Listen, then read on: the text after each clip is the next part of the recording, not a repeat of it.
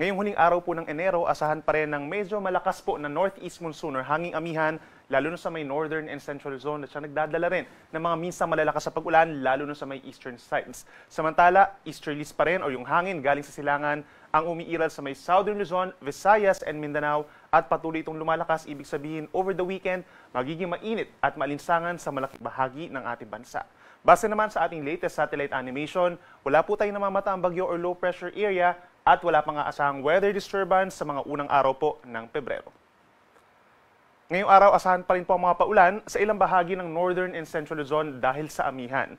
Asahan pa rin ang minsang malalakas na ulan dito sa may Cagayan Valley, Cordillera Administrative Region, lalawigan ng Aurora and Quezon. At posibleng umabot pa rin sa hanggang 100 millimeters ang dami ng ulan sa may eastern portion of mainland Cagayan, Eastern Isabela at hilagang bahagi ng Aurora. Kaya't mag-ingat po sa mga posibleng pagbaha at pagguho ng lupa at yung mga nabanggit natin na lugar, magdala po ng payong kung nakailangan.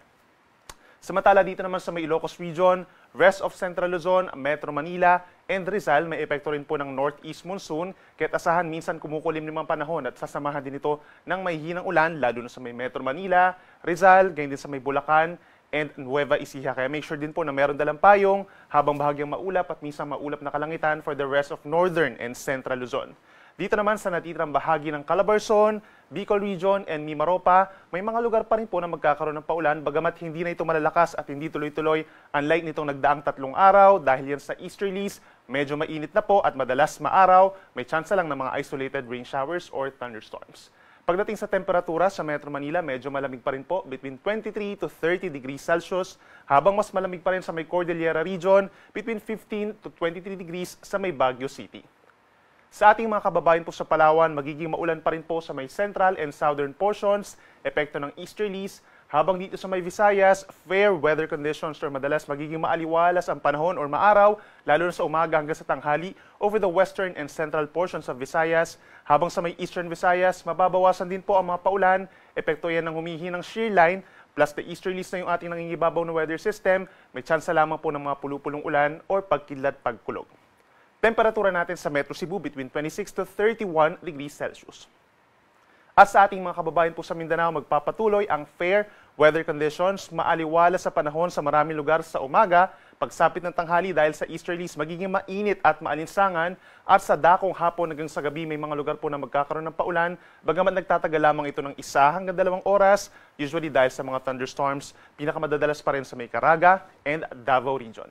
For today, pinakamaiinit pa rin sa may Zamboanga City hanggang 33 degrees Celsius, as well as Jensan, Cotabato City, at dito rin po sa may Butuan, habang sa may Davao City naman hanggang 32 degrees Celsius.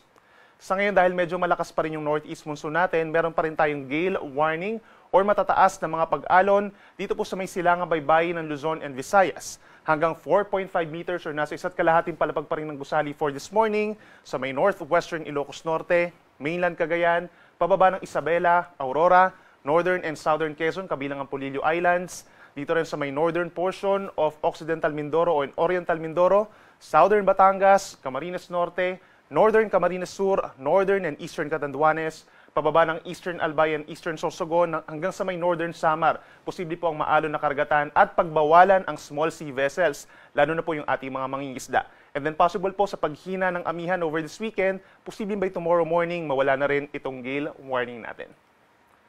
At para naman sa ating 4-day weather forecast, tulad ng nabanggit natin kanina, iira lang mainit na easterly sa malaking bahagi ng bansa pagsapit sa unang 2 araw ng Pebrero, pero may mga lugar pa rin po na magkakaroon ng paulan kagaya ng Davao Region, Socsalgen, Bangsamoro Region at mga nearby areas pa dito sa may central and eastern Mindanao. Kaya magdala po ng payong at mag-ingat sa banta ng baha at pagguho ng lupa. Habang sa natitirang bahagi ng bansa, mag-improve yung weather natin dito sa may eastern Luzon, yung mga naapektuhan po ng amihan at ng shear line, at magpapatuloy ang mainit at minsan maulap na kalangitan lamang dito sa natitirang bahagi ng Luzon plus Visayas. Then pagsapit naman ng February 3, pagsisimulan lumakas muli ang hanging amihan or northeast monsoon. At ganyan yung magiging senaryo natin for the rest of February. Minsan malalakas po yung mga bugso ng northeast monsoon. Kaya magkakaroon muli ng bahagyang malamig na temperatura, lalo na sa kalagitnaan po ng susunod na linggo. May mga lugar pa rin na magkakaroon ng paulan dahil sa northeast monsoon, kabilang ng Cagayan Valley, Cordillera Region at dito rin po sa may Aurora. Habang ang natitirang bahagi ng Luzon, Visayas and Mindanao, Partly cloudy to cloudy skies, may chance rin ng saglitang ulan or thunderstorms.